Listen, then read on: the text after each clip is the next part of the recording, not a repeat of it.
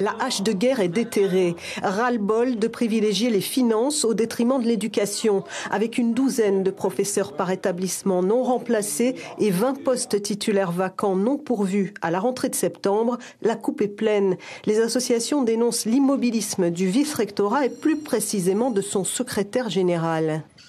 Jusqu'à présent, nous crions tout seuls, chacun dans notre coin.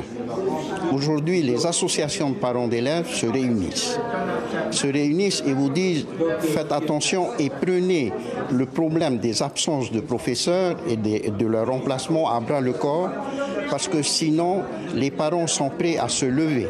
On envoie des courriers, tout ça, on n'est pas entendu. Donc la colère commence à monter.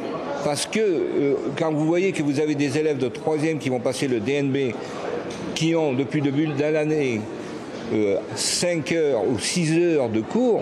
Un problème pénalisant, notamment pour les élèves de terminale soumis à des examens de fin d'année et un déséquilibre de la carte scolaire accentué par les congés formation, les départs à la retraite ou les longues maladies non remplacées. Les associations avaient pourtant émis quelques propositions. Déjà aujourd'hui, les délais de carence, les délais de remplacement des professeurs sont aujourd'hui de 23 jours. Nous avons proposé qu'ils soient réduits à 14 jours.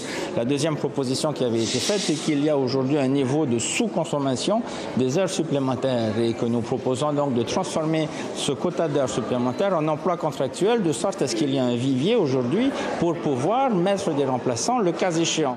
Alors que le vice-rectorat demeure silencieux, côté ministère, si on estime la revendication légitime, on renvoie gentiment la balle dans le camp de l'État. Il s'agit de fonctionnaires d'État qui sont mis à disposition de la Polynésie française et à ce titre, l'ensemble des moyens budgétaires correspondants doivent être validés par le vice-rectorat.